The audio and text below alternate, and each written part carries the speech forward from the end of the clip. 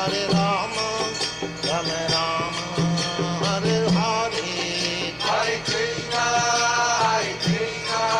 Krishna Krishna, Hare Hare, Hare Rama, Rama Rama, Hare Hare. Hare Krishna, Krishna Krishna, Hare Hare, Hare Rama, Rama Rama, Hare Hare. Hare Krishna, Krishna Krishna, Hare Hare, Hare Rama, Rama Rama, Hare Hare. Hare Krishna, Krishna Krishna, Hare Hare, Hare Rama, Rama Rama, Hare Hare. Hare Krishna, Krishna Krishna, Hare Hare, Hare Rama, Rama Rama, Hare Hare. Hare Krishna, Krishna Krishna, Hare Hare, Hare Rama,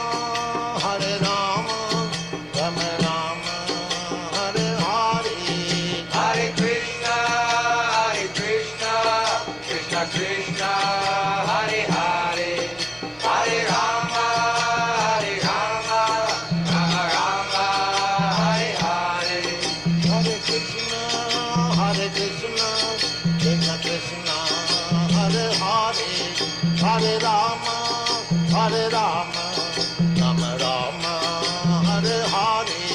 Hare Krishna, Krishna Krishna, Hare Hare, Hare Rama, Rama Rama, Hare Hare. Hare Krishna, Krishna Krishna, Hare Hare, Hare Rama, Rama Rama, Hare Hare. Hare Krishna,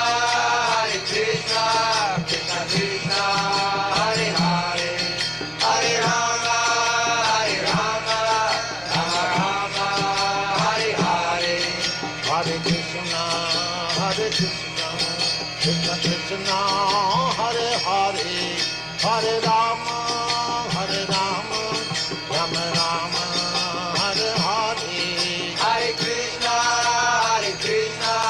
Krishna Krishna, Hare Hare, Hare Rama, Rama Rama, Hare Hare. Hare Krishna, Krishna Krishna, Hare Hare, Hare Rama, Rama Rama, Hare Hare. Hare Krishna,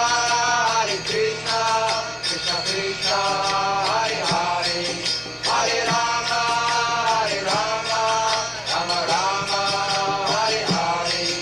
Hare Krishna, Krishna Krishna, Hare Hare, Hare Rama, Rama Rama, Hare Hare. Hare Krishna, Krishna Krishna, Hare Hare, Hare Rama, Rama Rama, Hare Hare. Hare Krishna, Krishna Krishna, Hare Hare, Hare Rama, Rama Rama, Hare Hare. Hare Krishna, Krishna Krishna, Hare Hare, Hare Rama, Rama Rama, Hare Hare. Hare Krishna, Krishna Krishna, Hare Hare, Hare Rama, Rama Rama, Hare Hare. Hare Krishna, Krishna Krishna, Hare Hare, Hare Rama, Rama Rama, Hare Hare. Hare Krishna, Krishna Krishna, Hare Hare, Hare Rama, Rama Rama, Hare Hare. Krishna Krishna, Hare Hare, Hare Rama, Hare Rama, Rama Rama, Hare Hare. Hare Krishna, Krishna Krishna, Hare Hare, Hare Rama, Rama Rama, Hare Hare. Hare Krishna, Krishna Krishna, Hare Hare, Hare Rama, Rama Rama, Hare Hare. Hare Krishna, Krishna Krishna, Hare Hare, Hare Rama, Rama Rama, Hare Hare. Hare Krishna, Krishna Krishna, Hare Hare, Hare Rama, Rama Rama, Hare Hare. Hare Krishna, Krishna Krishna, Hare Hare, Hare Rama, Rama Rama, Hare Hare. Hare Krishna, Krishna Krishna, Hare Hare, Hare Rama, Rama Rama, Hare Hare. Hare Krishna, Krishna Krishna, Hare Hare, Hare Rama, Rama Rama, Hare Hare. Hare Krishna, Krishna Krishna, Hare Hare, Hare Rama, Rama Rama, Hare Hare. Hare Krishna, Krishna Krishna, Hare Hare, Hare Rama, Rama Rama, Hare Hare. Hare Krishna, Krishna Krishna, Hare Hare, Hare Rama, Rama Rama,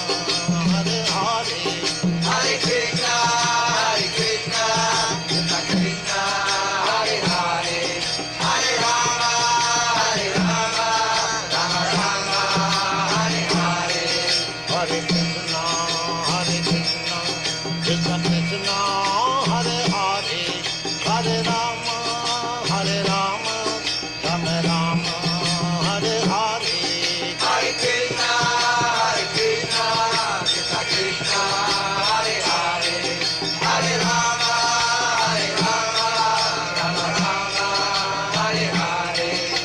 Hare Krishna, Krishna Krishna, Hare Hare, Hare Rama, Rama Rama, Hare Hare.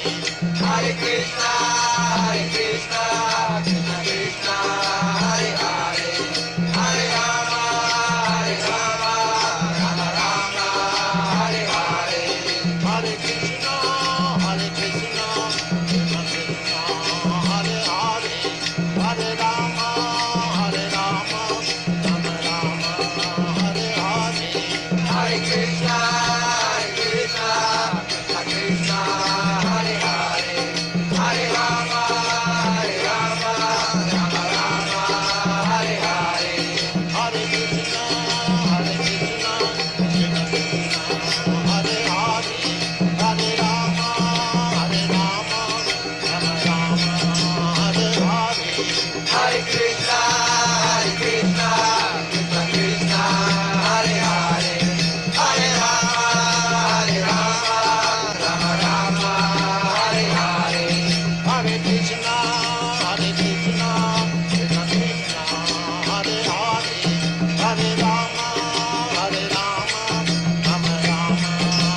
Hare. Hare Krishna, Krishna Krishna, Hare Hare, Hare Rama, Rama Rama, Hare Hare. Hare Krishna, Krishna Krishna, Hare Hare, Hare Rama, Rama Rama, Hare Hare. Hare Krishna, Krishna Krishna, Hare Hare, Hare Rama, Rama Rama, Hare Hare. Hare Krishna, dear devotees. Please accept the humble obeisances. All glories to Sri the Power of God. Welcome to this morning's Srimad Bhagavatam class from Canto 2, chapter 9, and this morning we're doing text 38. So without further ado, we'll start the class. Jaya Radha Madhava Kunja Bihari Jaya Radha Madhava Kunja Bihari Gopi Jana Vallabha Girivardhari Gopi Jana Vallabha Girivardhari Yashodanandana Vrajajana Ranjana Yashodanandana Vrajajana Ranjana Jamuna Tira Vanachari Jamuna Tira Vanachari Jaya Radha Madhava Kunja Vihari Jaya Radha Madhava Kunja Vihari Gopi Jalavalabha Girivardhari Jaya Gopi Jalavalabha Girivardhari Yashodanandana Vrajajana Ranjana Yashodanandana Vrajajana Ranjana Jamunatira Vanachari Jamuna Tira Vanachari Jaya Radha Madhava Kunja Bihari Jaya Radha Madhava Kunja Bihari Jaya Radha Madhava Kunja Bihari Jaya Radha Madhava Kunja Bihari Jayom Vishnupad Paramhansa Paribhajagacharya Sto Terasat Sishimadis Divine Grace A.C. Bhaktivedanta Swami Shiva Prabhupada Ki Jai Nitya Lila Pravishta Om Vishnupad Paramhansa Paribhajagacharya Sto Terasat Sishimadis Divine Grace Srila Bhakti Siddhanta Saraswati Thakur Maharaj Prabhupada Ki Jai Ananta Koti Vaishnavind Ki Jai Namacharya Shri Haridas Thakur Ki Jai ISKCON founder Acharya Srila Prabhupada Ki Jai. Prem Se Kaho Sri Krishna Chaitanya Prabhu Nityananda Sri Advaita Gadadhar Sivasari Gaura Bhaktavinda Ki Jai. Sri Sri Radha Krishna Gopa Gopinath Shami Kund Radha Kund Giri Govardhan Ki Jai. Sri Vrindavan Dham Ki Jai. Mathura Dham Ki Jai. Navadvip Dham Ki Jai. Jagannath Puri Dham Ki Jai. Jagannath Swami Ki Jai. Ganga Mai Ki Jai, Jamuna Mai Ki Jai, Tulsi Devi Ki Jai, Bhakti Devi Ki Jai, Hare Krishna Mahamantra Ki Jai, Samaveda Bhaktavinda Ki Jai, Nitai Gaur Premanande, Hare Hare Bo, all glories to the assembled devotees, Hare Krishna. All glories to the assembled devotees, Hare Krishna. All glories to the assembled devotees, Hare Krishna. All glories to the Lord's feet of Sri Sri Guru and Buddha and glory to the Prabhupada. Namo Vishnu Padaya Krishna Prasthaya Bhutale Srimati Bhakti Tirtha Swami Dinamine Namaste Krishna Padaya Prabhupada Sita Sri Guru Bhakti Bhakti Dinamine Narayana Namaskritya Narunchevam Narottamam Devim Saraswati Vyasam Tatuyayam Vidirayat Nashtapai Suabhadre Sunityam Bhagavata Sevaya Bhagavati Uttamasloke Bhaktir Bhavati Naishtiki Om Namo Bhagavate Vasudevaya Om Namo Bhagavate Vasudevaya Om Namo Bhagavate Vasudevaya Hare Krishna. Please accept my humble obeisances, dear devotees. All glories to Srila Prabhupada. Srimad Bhagavatam, Canto 2, Chapter 9, Text 38. Sri Shukavacha Sampadishyavamajano Jananam Paramaistinam Pashyatastasya Tadrupam Atmano Nyarunadhari Sri Shukavacha Sampradishevam Ajano Jananam Paramestinam Pashyatastasya Tadrupam Atmano Nyarunat Dhari Shishiko Vacha Sampadishevam Ajano Jananam Paramestinam Pashyatastasya Tadrupam Atmano Nyarunat Dhari. Hare Krishna. Please stand. श्रीशुक उवाच सम्प्रदेश्येवमजनो जनानां परमेष्ठिनं पश्यतस्य तस्य तद्रूपम् आत्मनो न्यारुणधरिः हरे Krishna. Hare Krishna. Anyone else? Anyone else? श्रीशुकवाचा सम्प्रतिशयेवचमजनो जनानां परमेष्टनं पश्यत सत्य तत् रूपम् आत्मानो न्युरनन्तरी. हरे Krishna. Hare Krishna. Anyone else? Okay. Shri, Yeah, go ahead, please. okay. Please go ahead. Yeah, can you scroll down? Oh, yeah, I'm sorry. Yeah. The Sanskrit one, can you do that? Oh, okay, great. Shri Shuka Uvacha Sampradesyevamajano Jananam Paramishtinam Pashyatastasya Tad Rupam Atmano Nirudhari. Hare Krishna. Hare Krishna. Anyone else? Okay. Word for word. Sri Shukha Uvacha. Sri Shukha Goswami said, Sampradisha, fully instructing Brahmaji, Evam, thus, Ajana, the Supreme Lord, Jaranam, of the living entities, Parameshtinam, unto the Supreme Leader, Brahma. Vashatam, while he was seeing, Tasya, his, Tat Rupam, that transcendental form, Atmana, of the Absolute, Nyarunat, disappeared. Hari, the Lord, the personality of Godhead. Translation by His Divine Grace A.C. Bhaktivedanta Swami Srila Prabhupada, Srila Prabhupada Ki Jai.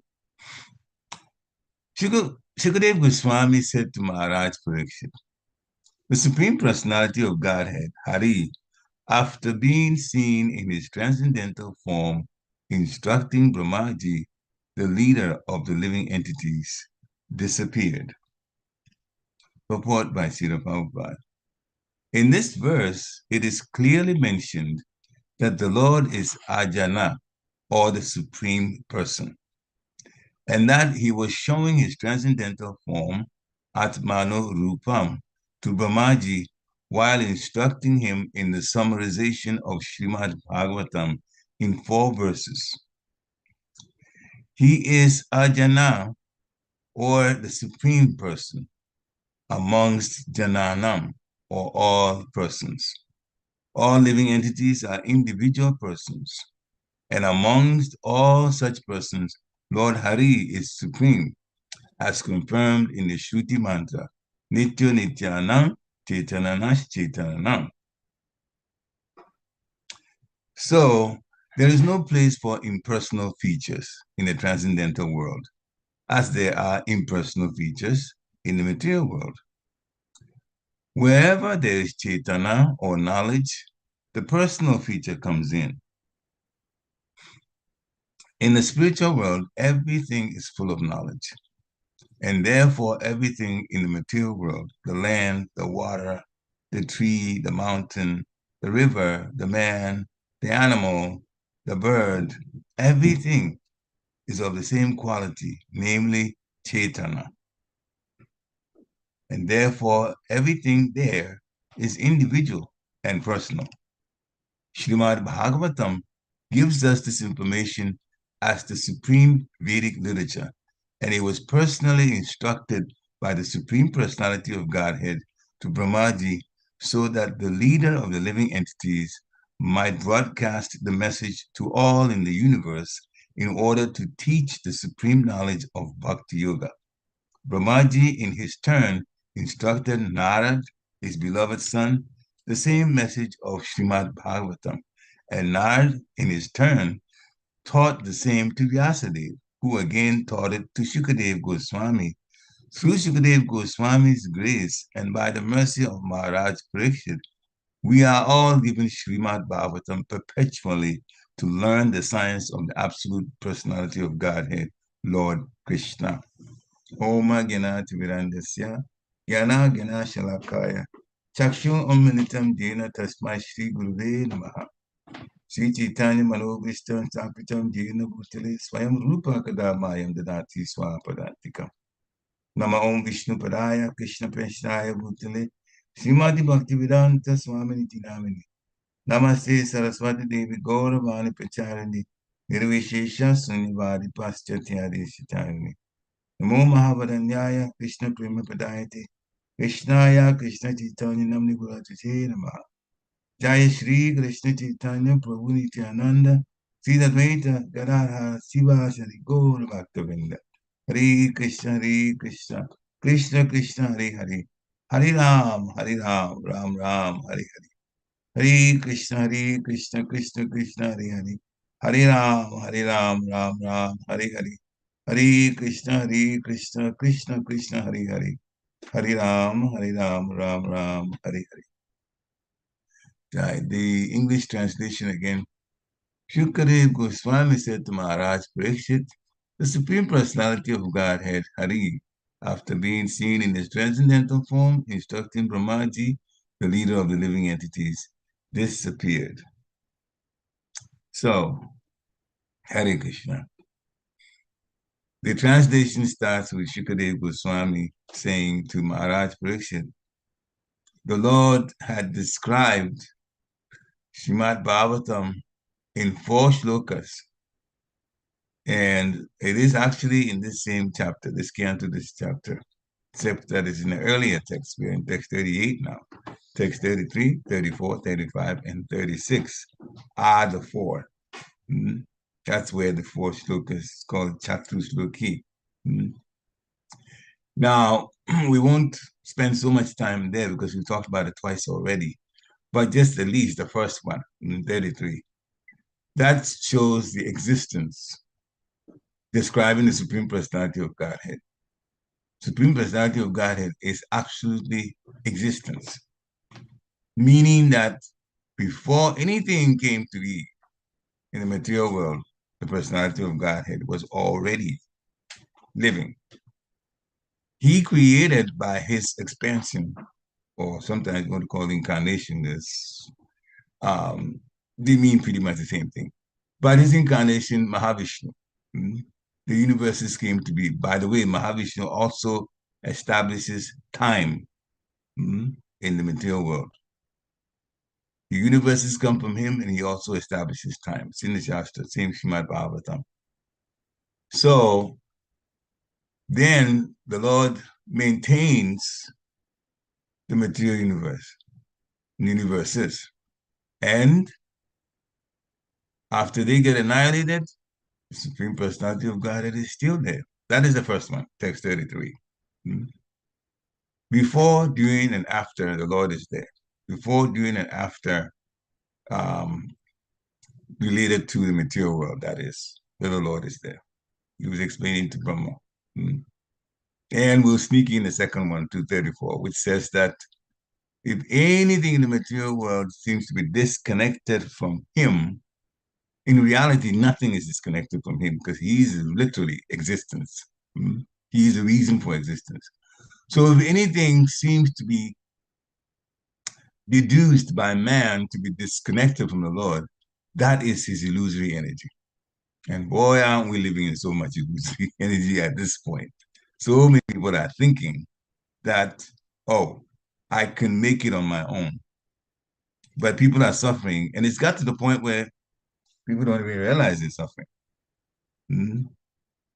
You're looking at money, you're looking at wealth, you're looking at getting a good job as all signs of success.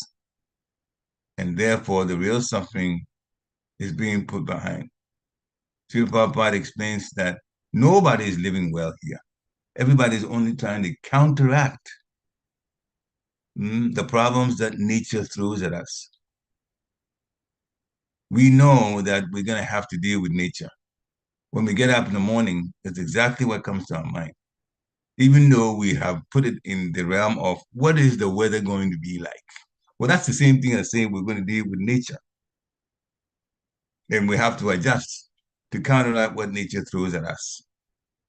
If the weather is going to rain, we try to get umbrellas and raincoats. If it's going to snow, we make sure we put our boots on so we don't slip and fall. If it's sunny, we decide what we want to wear. Too hot, we decide what we want to wear. Too cold, we decide what we're going to wear. So we're always counteracting. Mm-hmm. And then we make it fashionable just so we look good, so-called good. But what is really good is in the spiritual world, not here. You get to know about what's not Brihad Bhagavatamrita talks about, you realize that we're not living a good life here at all. Whoever thinks they're living a good life, it's an illusion. So that's the second part. Anything disconnected from Lord is an illusion. Anyway, so Brahmaji had all of this explained to him. His main point was that he was going to continue with the second creation. Mahavishnu is the one that from which the universes come out. And then when he expands to Garbhodakshaya Vishnu, then Lord Brahma gets born from Garbhodakshaya Vishnu. And Garbhodakshaya Vishnu also instructs Lord Brahma how to create. So Lord Brahma was asking the Supreme Lord, please help me so that when it comes to this second creation that I'm about to undertake, that I don't get pulled by the material energy, because I'm going to create things that are going to be functioning bodies and things. Bodies, 8,400,000 different types of bodies. I'll be appointing demigods. This is Brahma speaking. All of these. But don't let me be swooped into material energy and get into illusion myself from creating this. And so when he asked that question, then the Lord started by reminding him, just remember that when things, before things were, when they came to be and when they get away, it's all from me. In other words, always think of the Lord, Lord Brahma. Think Brahma, think of Krishna every time. He says the same thing in the 18th chapter of Bhagavad Gita. Always think of me. Become my devotee.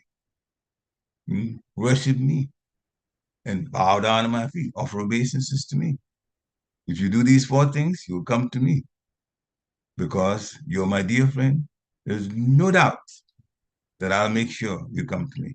The Lord is the one that gives final permission for everybody in the material world to return to the spiritual world. When he says yes, then you can come.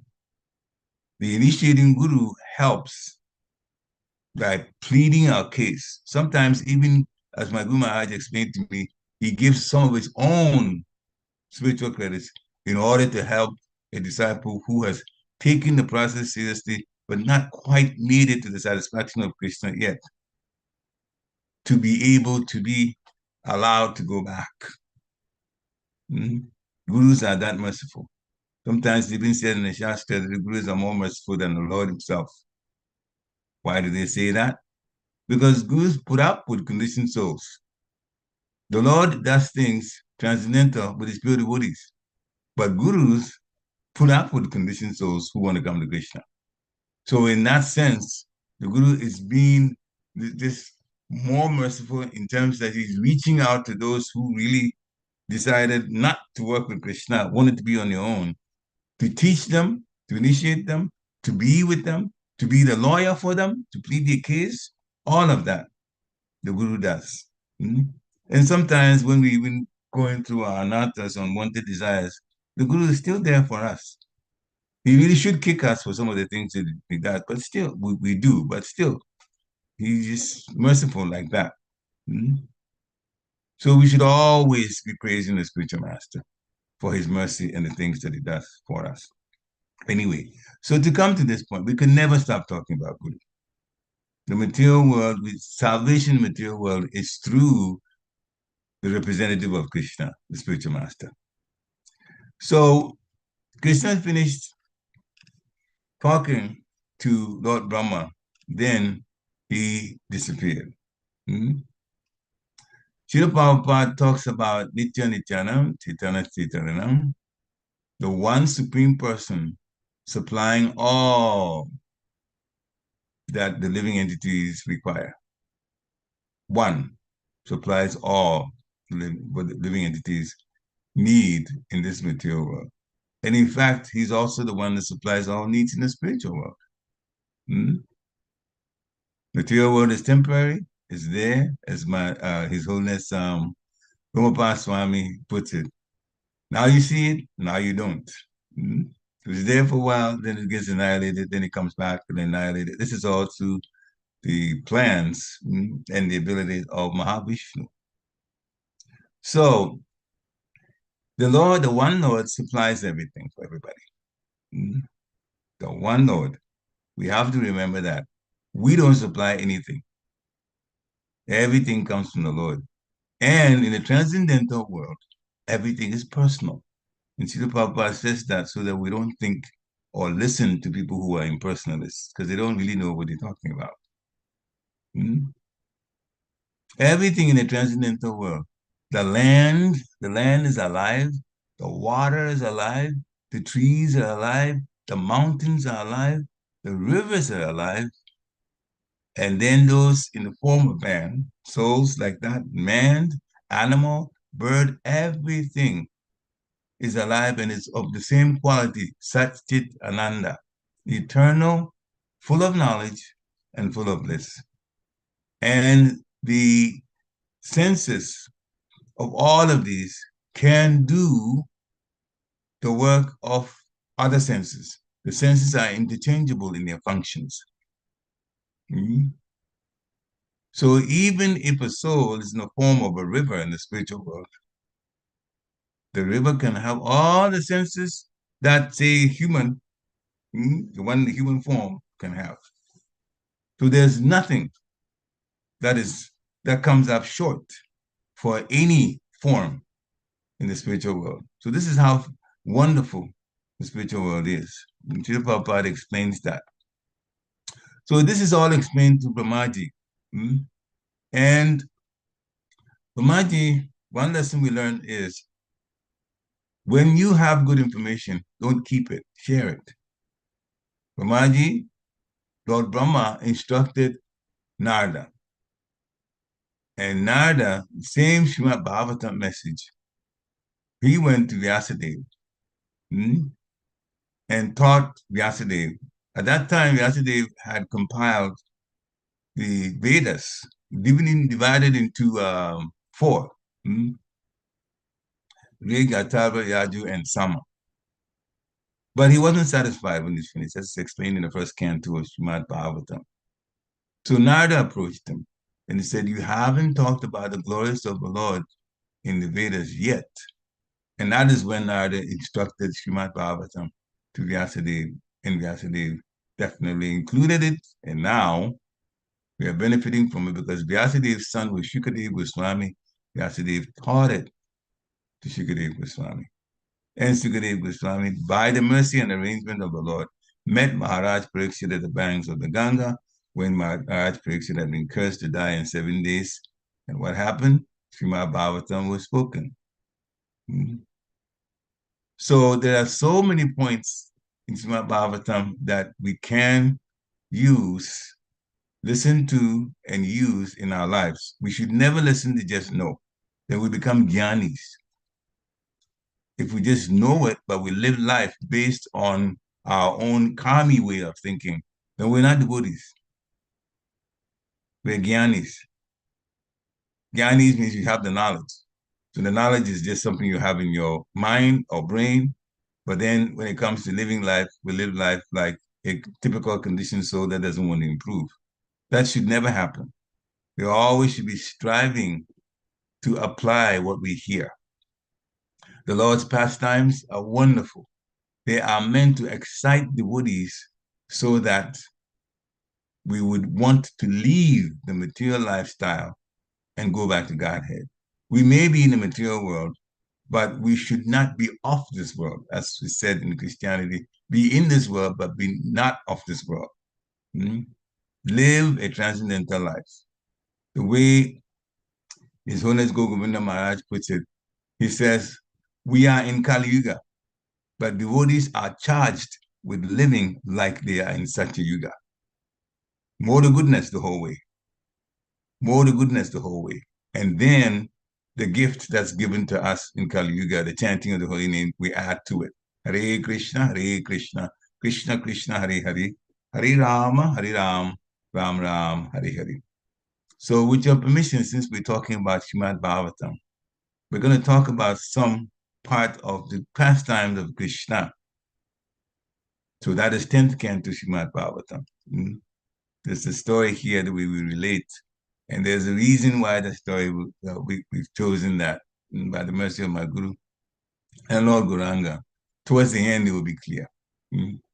So some of you may know some of the pastimes of Krishna. Krishna left Vrindavan, him and Balaram, they went to Mathura. Kamsa was causing problems. Kamsa was the evil king that was there. He had imprisoned his father, Ugrasen, who was the king, and he had taken over. So Kamsa was killed by Krishna. But Kamsa had two wives, Asti and Prapti. They were daughters of the demon called Jarasan. So when Krishna killed Kamsa, Kamsa's wives became widows. And they went to their father Jarasan and talked about what had happened, how they had lost their husband. Jarasan, as the father of Asti and Prapti, got very upset, and he decided to attack Mathura because Krishna was there at the time. And of course, those that were in Mathura also were the Jadu dynasty, those that had been instructed by Krishna to come into the earth, to be part of his pastimes. So Jarasan attacked Mathura for that reason. Now, in some of the fights, they attacked multiple times. Balaram actually captured Jarasan, but Krishna asked that Jarasan be released. He asked Balaram to release him so that Jarasan could bring more soldiers, because he knew that Jarasan would still want revenge because of what had happened to his daughters, Krishna killing their husband like that. So he would come back, bring more soldiers, more demons. And then that would make it possible for Krishna and Balaram to eliminate those. Because here, that's that Mother Bhumi had said that there were so many demons causing trouble on the earth. And so she was begging that something be done about it so that the demons could be eliminated. So then Krishna reminded Balaram, let Jarasan go.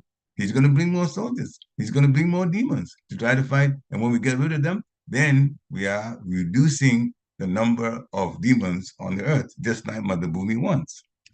So Jarasan attacked Mathura 17 times. And each time he got defeated.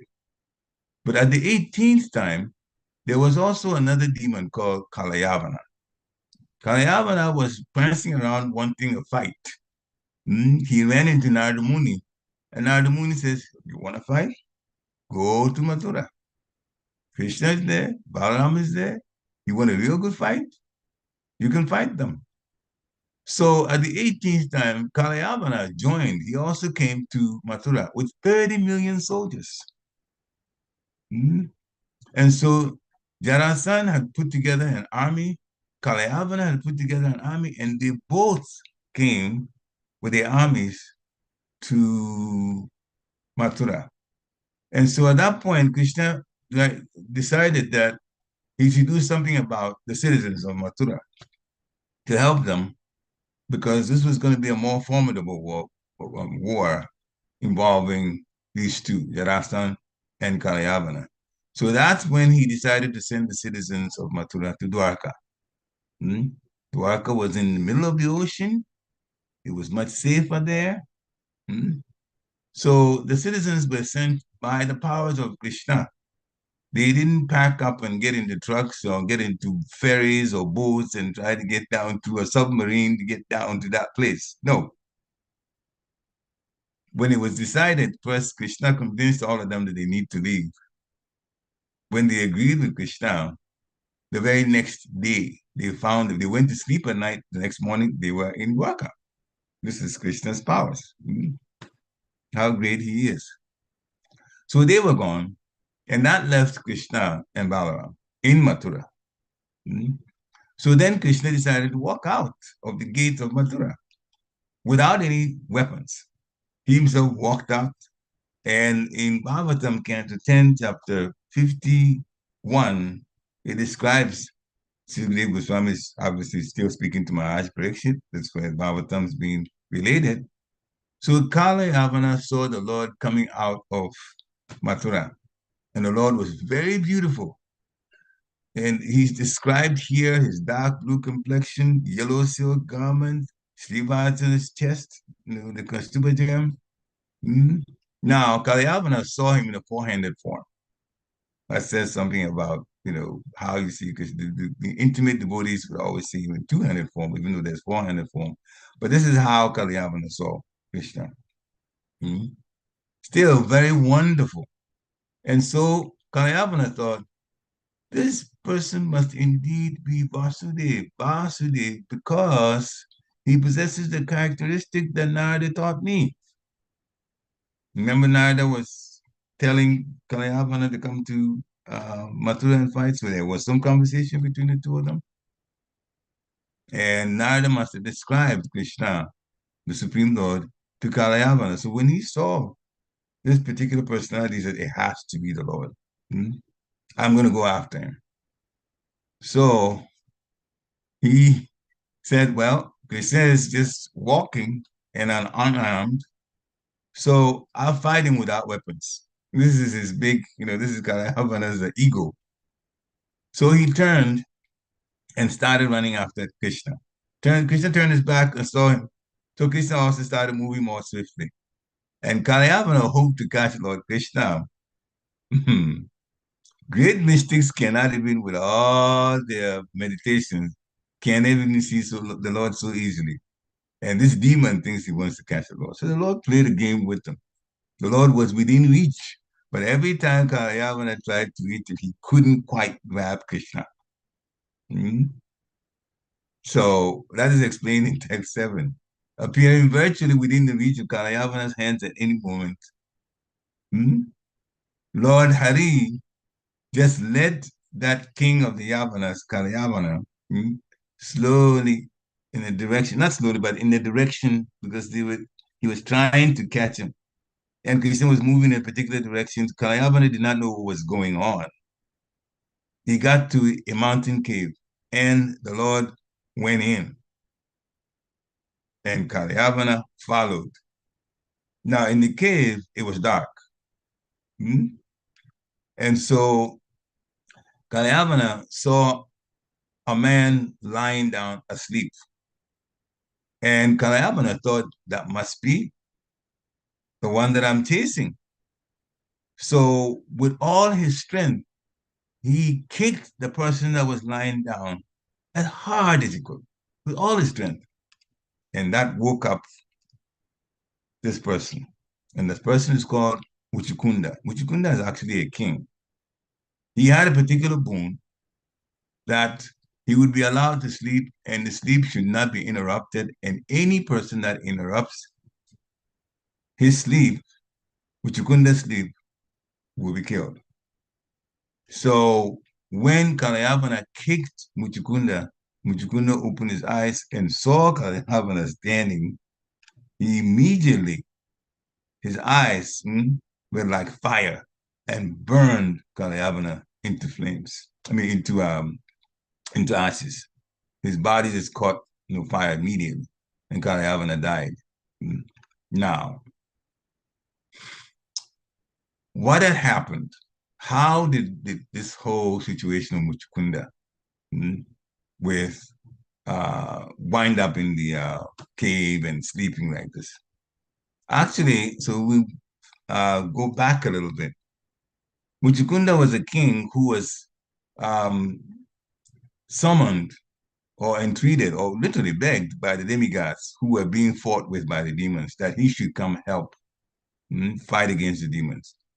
So Muchukunda agreed, and he fought up for a long time, literally.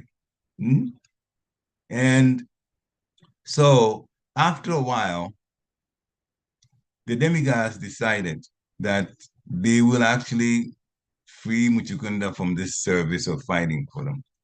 And why? Because they got another person, a general called Kartikeya. So when Kartikeya came, then he took over the fighting against the demons. And so they freed up Muchukunda. And they wanted to give Muchukunda a boon. So Muchukunda said that, all right, give me the boon that I should sleep in order to rest. And anyone who disturbs my sleep will be killed. And the demigod said, so be it. So this is how Muchukunda wound up in the cave. In fact, because he was in the heavenly planets, his family members, they all died. They're gone because, of course, time is longer in the heavenly planets than in the on the Earth planet. So he really was by himself, Muchukunda. So he didn't go back to his kingdom. He just went to a cave and he said he wanted to sleep. So, of course, he would have been disturbed back in his kingdom anyway. So he slept, and this guy, Kalayavana, comes in and kicks him hard, and now he's dead. So who's left? The Supreme Lord and Muchukunda. Kalyavana is dead.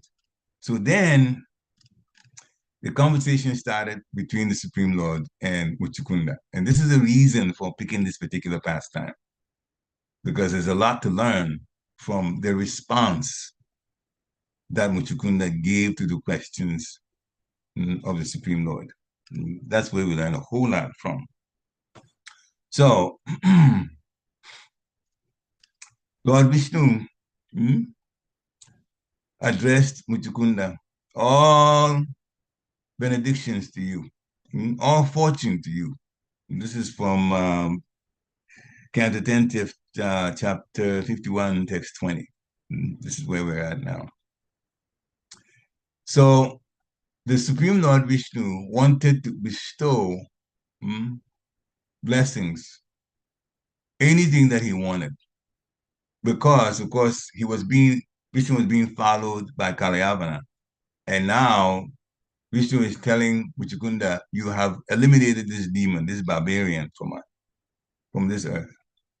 So please, whatever you want, ask. Now, what did Muchukunda ask for? This is where we learn from. Remember, Muchukunda is a king. He had everything. He had everything we could ever want. Those kings were very, very, very wealthy. Much, much wealthier than even the heads of states and so on of today. So now, we'll go to, and some of this now I'll just read directly. First, Muchukunda wanted to know more about Krishna. So he said, "Oh, best among men, if you like, first, please truly describe your birth, activities, and lineage to us who are eager to hear." So he also introduced himself. He says, "My name is Muchukunda.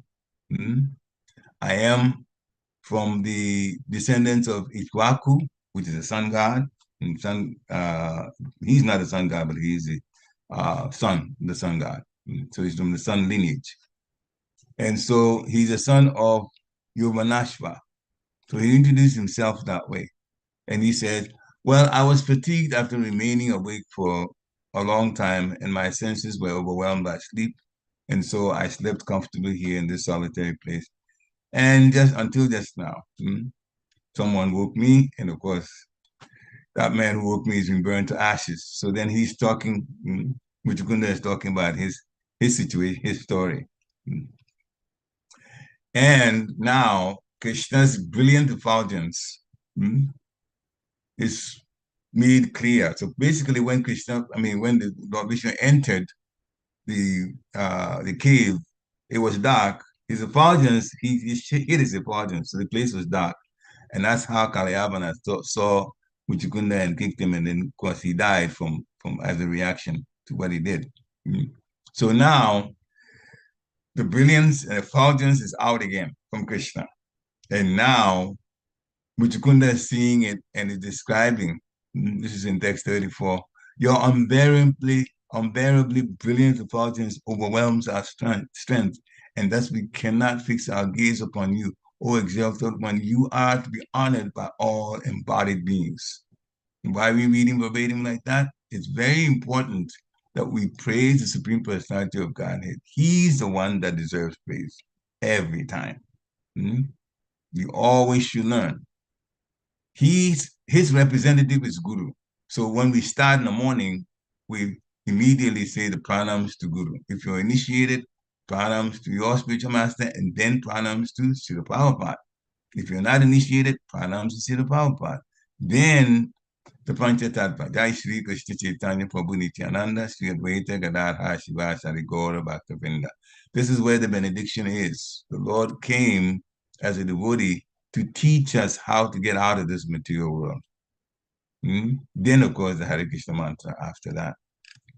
So, the Supreme Lord said, my dear friend Muchukunda, I've taken thousands of births, lived thousands of lives, accepted thousands of names. So much that even I cannot count them. Many lifetimes, I have showed my qualities, activities, names, and births. Now, then Krishna is also talking about how he came to be, because Muchukunda has described himself. So that's in text 39 and 40. He said, some time ago, you kindly hear Muchukunda, Lord Brahma requested me to protect religious principles and destroy the demons who were burdening the earth. So I decided to descend in the Jadu dynasty, in the home of Vasudeva, actually in the prison of Vasudeva. So they call me Vasudeva. And then he told Muchukunda, I've killed Kalanemi, who was reborn as Kamsa, and other demons called Palamasura. So all of that, so Krishna gives a short background about himself after Muchukunda gives background of himself. Now, then Krishna says that Muchukunda should ask for any boon. Now, this is where we learn our lesson. He could have gotten anything that he wanted materially from the Lord, but he did not. He did not. So in text 45, Muchukunda says, O Lord, the people of this world, both men and women, are bewildered by your illusory energy. They are unaware of their real benefit, so they do not worship you, but instead seek happiness by entangling themselves in family affairs, which are actually the sources of misery. This is Muchukunda's words telling Krishna what he understands about what life is really supposed to be. He said, people of this world here, they're bewildered by your Maya, Mahamaya. They're not aware of the real benefit. So they don't worship you, but they try to seek happiness. Sounds familiar? United States and other developed countries, they try to seek happiness by entangling themselves in material things and also family affairs. There are some countries that are so attached to family when it even comes to a point where one member of the family can become a devotee and save all of them. Some of the family members don't want that person to become a devotee. How sad. How sad. So, in speaking about that, His Holiness Chandamali Swami said three things for devotees that they can be angry at. First, we can be angry at ourselves for being lazy. My Guru Maharaj says, if you lack compassion and you're lazy, you're certainly in Maya. If you lack compassion, lack of compassion and laziness, Maya, person in Maya. Not even a non-devotee, even devotees. Lacking of compassion and laziness means to in Maya. So His Holiness Chanamaya Swami says, we can be angry at ourselves for being lazy. We can be angry at our family members for trying to keep us from becoming Krishna conscious.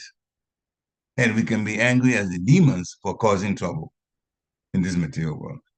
Those are the three sources that we are actually licensed to be angry at ourselves for being lazy, and family members who want to keep us from being Krishna conscious, and also demons who are causing trouble.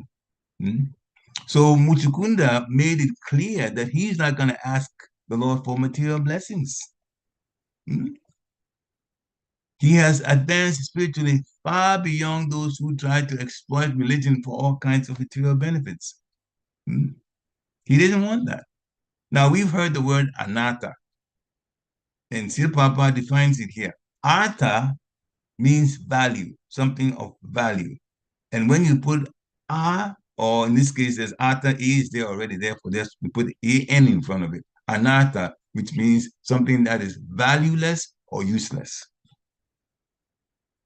That's why we call it unwanted desires, anarthas, and we have to get rid of those.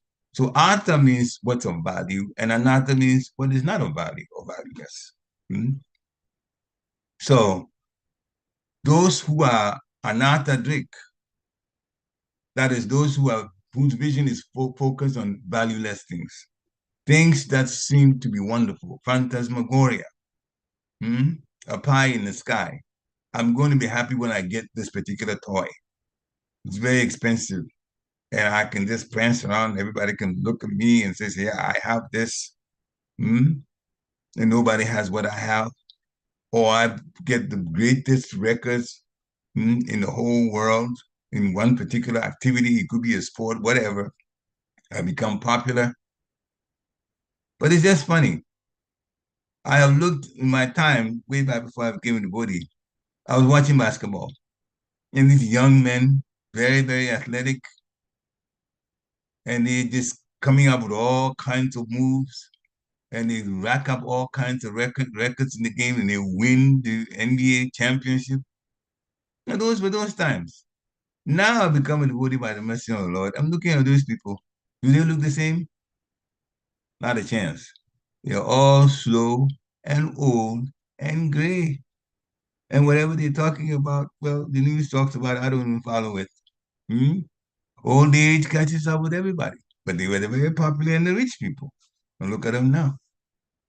So material life, if we actually make that an important part of our lives, we are already in the realm of anathas, valueless, useless things. We have to go for what is permanent and blissful. In Bhagavad Gita, chapter 5, text 22, it says that Yehi Samswasa Jaboga, that a wise man does not take time to doesn't put time into things that are permanent, that are temporary, because he knows they have a beginning and they have an end. It's going to end. And so the wise person does not delight in them. So get rid of anathas. Muchukunda is explaining that way. Now, Muchukunda continues. He says, the person who is like that, Kami, he has an impure mind. And despite having somehow or other automatically obtained this rare and highly evolved, at least mentally, human form of life, does not worship your lotus feet. He's talking to Lord Vishnu. He's like an animal that is falling into a blind well, and such a person is falling into the darkness of a material home. So like an animal that is falling into a blind well, such a person has fallen into the darkness of a material home. So Srila Prabhupada says, our real home is the kingdom of God. Everything that we wish for in the material world, we wish could happen that way, is there and then some in the spiritual world. We don't want to die. Nobody dies in the spiritual world. We don't want to get sick. Nobody gets sick in the spiritual world. We don't want to get old. Nobody gets old in the spiritual. Everything we want. We want everything supplied to us that we don't have to work for it. It's all there in the spiritual world. But still, we try to make it here when in fact death will come. Hmm? And as Papa says, death will rudely eject us from this theater of material affairs, this material world. We rudely, which means even if we don't want to die, we still will die. Hmm? So, Michikunda continues, I wasted all this time. Hmm? Now, Michikunda was a king, so now he turns it on himself. Hmm? He says, I have wasted all this time, O unconquerable Vishnu, becoming more and more intoxicated by my domain and opulence as an earthly king, misidentifying the mortal body with the self, and becoming attached to children and wives and treasury and land. I suffered endless anxiety. Big lesson for those who want to make a lot of money. The more money you make, the more anxiety you get into. There are those who become multi-billionaires. They can't sleep at night. They cannot sleep at night. As a matter of fact, because he's left his body now, man, I'll just sneak one in. Michael Jackson used to take drugs just to sleep, medicine just to sleep. He couldn't. So it brings more anxiety. That's why the Papa says, live simply and then connect with the spiritual. So Muchukunda is saying, I myself, I was a king. I had opulence. I had children, wives, treasury, everything. And I became attached to it. So Muchukunda was richer than all of us. And he now is admitting that he himself fell into this category. So we should be careful and we should listen to those who know that the solution to life is not wealth. The solution to life is transcendental lifestyle. And when we follow that and we follow it with our hearts, then Krishna will help us. And we will get to the very place where the things that we want that we can't get in the material world, we will get way, way, way abundantly. Wealth is there. You can't even imagine what it is like. The wealth in the spiritual world that everybody has access to. Now, the word used here was we have access to. So that's the mistake people make in the material world. They think they own something. But we can't own anything because we weren't born with anything. We came here with nothing. And when we die, we can't take anything with us. So in between birth and death, we say we own something. But everything we say we own is going to be left behind when we die. So we really can't own anything. But those in the spiritual world, they understand that. So they never own anything. They say, well, we have access to. Krishna has so much wealth there. And the Brihad Bhavatamrita describes that there is wealth that every individual living entity in the spiritual world has access to, the size of which is like the wealth in one material universe. I didn't say planet, universe. That much wealth is available for every single living entity in the spiritual world. So why you want wealth here? It doesn't even make sense. So the more you hear, the more we realize we're in the wrong place. And we're going after things that are temporary and it doesn't compare at all to what's in the material world. I mean, the spiritual world, sorry. So don't be misled by this seemingly effulgent material lifestyle. The reality is we're suffering.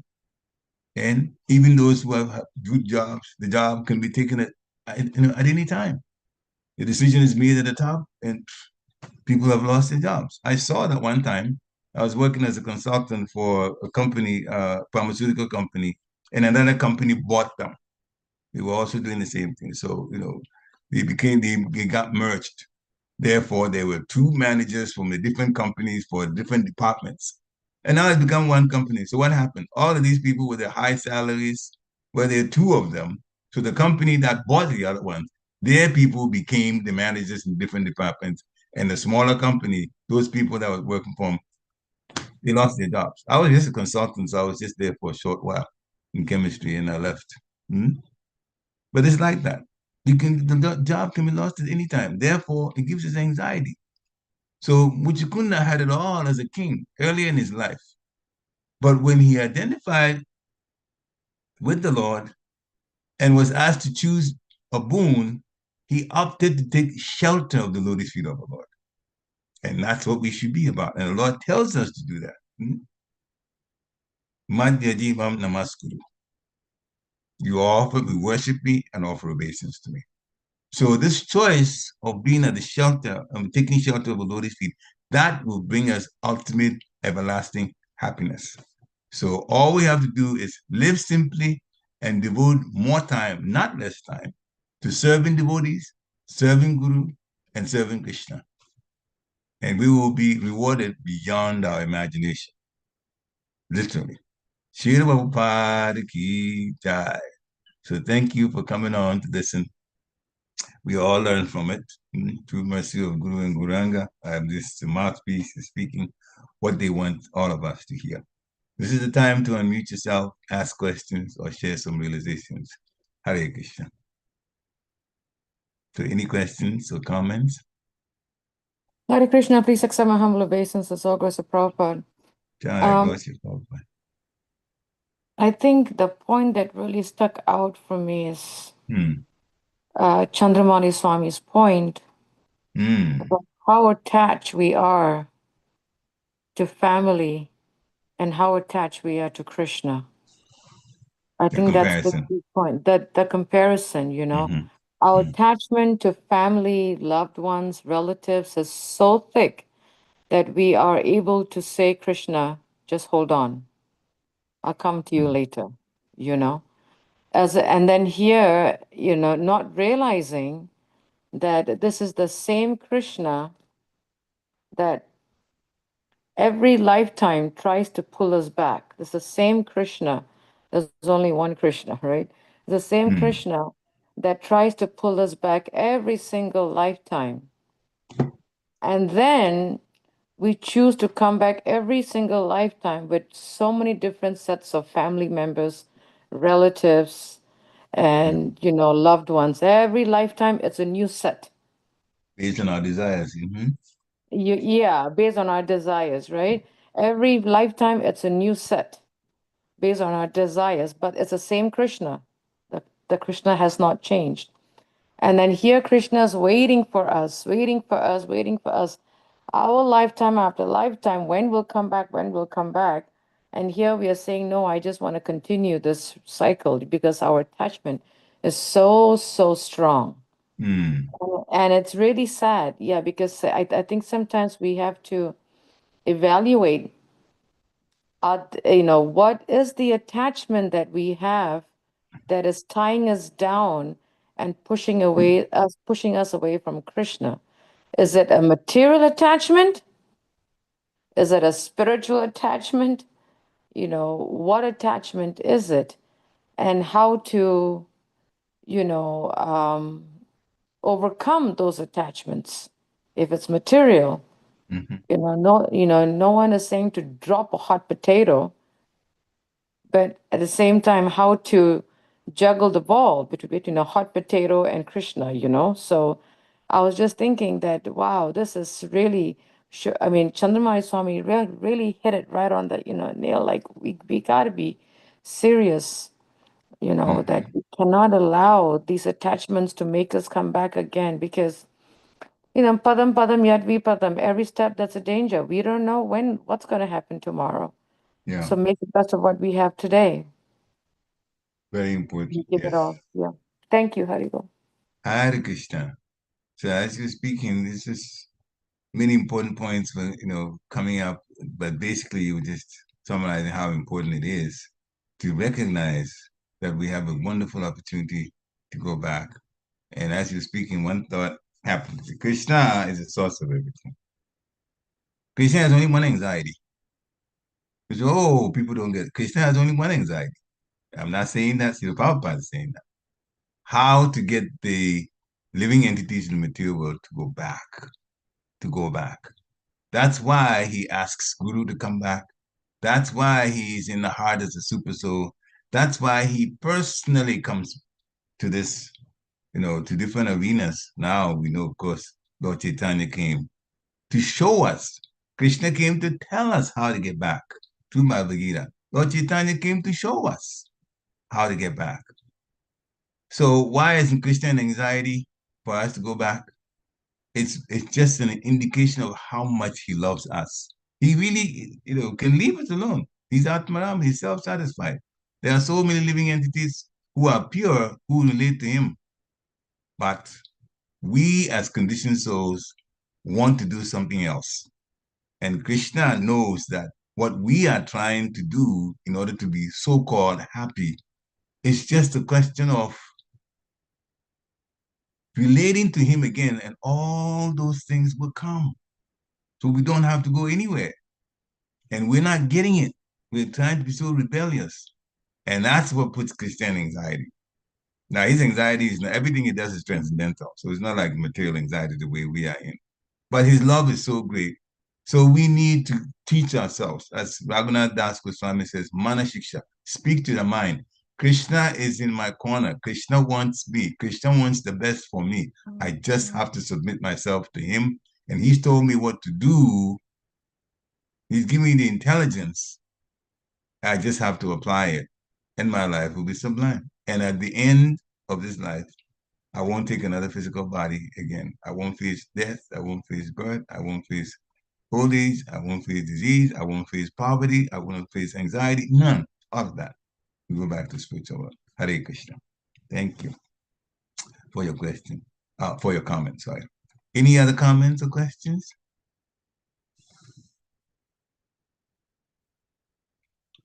Hare Krishna. Okay, so there's some appreciation from dear Krishna people in the chat. Thank you for the classification. All glories to Guru and Gauranga. Any other comments? There's one question. There's one question, yeah. You want to read it? How can we go beyond chanting daily rounds and hearing Bhagavatam class? What else should we be doing? Chanting and hearing Bhagavatam class. Beyond that. I understand. Okay. So we're chanting now, and we're also hearing. Now, there's so much more that we can do. Prahlad Maharaj is described wonderfully in Srimad Bhagavatam. There are 9 ways in which we show loving devotional service to the Lord. Hearing Srimad Bhagavatam is one. Chanting the holy name is another. So, apart from them, we can also, as Krishna says, manmana, always remember the Lord. Always remember the Lord. When you hear about him, when you chant his holy name, it will help you remember the Lord. So, Shravanam, Kirtanam, Vishnu Swaranam, serve the lotus feet of the Lord, offer obeisances to the Lord, and worship the deity of the Lord. Pray to the Lord, but don't pray for material things because he already covers that. Pray for the welfare of people in the world, just like the sages in Nambi Saranya, they were actually performing sacrifices for the welfare of the entire world. Pray for the world. Then you serve the Lord as a servant. You also fraternize with the Lord. And as we can fraternize directly, that is like, fancy the way cowherd boys are like, we're not at that level yet. But when we listen to the pastimes of the Lord, we can immerse ourselves in it. Because it's just immediately, our imagination goes, and that way we serve the Lord like a friend. And we should use everything to serve the Lord. Right now, technology is coming up with one thing after another. Now, we shouldn't just go to those things to buy just to improve our material life. We always should buy things with the thought of, how can I use that to serve another devotee? How can I use that to serve Guru? How can I use that to serve the deity? Like that. Everything that we get. There was, in 2019, 2020, COVID. And a lot of things changed in this world because of that pandemic. And it was difficult to travel. So then Zoom, as a way of connecting, became more, it was there already, but it wasn't being used as much. It became the go-to method of communicating. Now, devotees have realized, because we're using it right now as we speak, we realize that those times before COVID, when you were fortunate to hear, I mean, if you were fortunate if you heard your guru maybe once or twice a year, because they travel all around the world. And where they are physically is where they preach.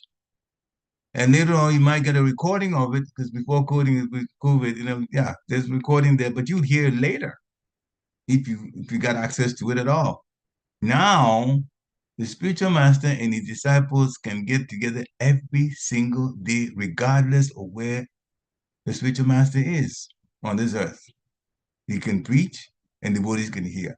Therefore, the word and the training on how to become a proper devotee can be given by the spiritual master, Diksha or Shiksha gurus to everybody in the world. It was from a so-called disaster that did happen. Hmm? But of course, Zoom is also an electronic type of platform now that people can use. So the material will come up with things. That's the point we're making. And they will come up with more things in the future. If we get them, use them for Krishna. Hmm? That is described in 11th Canto Srimad Bhagavatam, the Avadut Brahman with 24 gurus. You learn from people, learn from things, you learn from nature. And one of the things we learn from is his guru, the snake. What does the snake do? Srila Prabhupada described it so beautifully. The rat or the mouse digs a hole in the earth, digs a hole and makes that his home, thinking he's going to live there. But the snake comes and takes over. The snake doesn't dig anything he can't, takes over that tunnel. And if the rat is around, then the rat's going to be in trouble because he's going to be a meal for the snake. So actually, the rats actually dig so that it's like one end, they dig all the way from one hole to the other end and they come right out the other side. So that if the snake gets in from the left, the rat runs out to the right, and the snake comes in from the right, the rat runs out the other side. But the important thing is the rat leaves and the snake occupies the place. So that's what Srila Prabhupada was telling us. In a sense, let the materialists go on making new things, and we just use them to serve Krishna and to serve devotees and to serve Guru. Let them do it, and we use to serve Krishna. So that's what we should use, technology. That's because there'll be more and more and more and more different things that come up. And whatever is useful, sure, use it to serve Krishna and his devotees. Hare Krishna. Thank you for the comment. The question. So going beyond it is the other 7 ways of worshiping the Supreme Personality of Godhead. But be always conscious of them. Even those ones that you talked about, hearing and listening, we should hear intently and chant very, very steadily with focus. That's also very important to improve those. Hare Krishna. If I can add 2 more points. Sure. Reading. Devotees need to start reading. That's one thing that Vaisheshkar Prabhu used to talk about quite a bit, is that people, devotees are not reading. There's so many excuses for everything but not reading. And so reading, that there are so many books. And of course, if, we need to get to the foundational books. That's what builds the house. Without the foundation, the house is not going to be strong. Yes. So please do read, reading, and especially, initiated devotees should have already read or should be reading or completing properly Lamrita. That was like the first and foremost book that everyone should definitely start reading. Should make that their vow, just reading. And the next one I want to say is to choose the right association. Yes. That's If very based critical. on the if based on the association, the chanting will get better, the hearing will get better, the reading will get better. Or not, if you have bad association. Exactly. And so if we see that we are not reading enough, that means we are not in the right association to inspire us. If we see that we are not hearing enough, that means our association is not inspiring us. So we got to choose the association that's going to inspire us to chant, hear, and read. Very That's what. important. Thank you. Thank you for putting it in there. As you were talking, I just thought, and I used to play tennis, just an example. If you want to have learn how to be a better player, you should play with somebody who can coach you the different, steps and the different ways in which you can play the game properly. If you're going to start with somebody who is just as much of a beginner or worse than you, well, how much are you going to learn in the game? You can't. So the same way, you certainly can be around devotees because it's good to be around, associate with devotees than non-devotees. Because devotees, you can easily talk about Krishna in their presence. That's the advantage. That's for all devotees. But if you want to improve, you have to be in a relationship with someone who's more experienced and be willing to listen to them. Tadvidi pani patena, pari pashtena sevaya. You approach the teacher, the spiritual teacher, and you ask questions humbly, not in a challenging way. This challenging way that turns the person off. So you ask, and we have to understand, one final point is that Krishna consciousness is based on humility, very much based on humility. We have to have the consciousness, I don't know about Krishna. I'm coming to learn about Krishna, and that's how my life is going to be saved. That's how I get out of the material world. Therefore, I should be willing to hear what's being told and apply it. And one more thing, the person that's telling me how to live a spiritual life also at some point was also a neophyte. And he listened to his seniors and adopted those, and Krishna has blessed them to now be an experienced devotee and is now sharing with others. Just like in the Shastra, Lord taught Brahma, Srimad Bhagavatam, Brahma taught his son, Narada, Srimad Bhagavatam, Narada taught his disciple, Vyasadeva, and Vyasadeva taught his son, Shukadeva Goswami, and Shukadeva Goswami taught Maharaj Pariksit, and we got to hear it. So it goes like that. So we all should understand that we humbly, open-mindedly listen and then live according to what we're told. Then we'll find ourselves happy. We will be, even while we're here, internally happy, and then go back to Godhead also. Any final comments? If not, then thank you very much for coming on. Have a nice, wonderful weekend. Vanchakapatrubhishcha kripa sindhubhya cha patitanam pavanebhyo vaishnavebhyo namo namaha. Shri Prabhupada ki jai. Hare Krishna.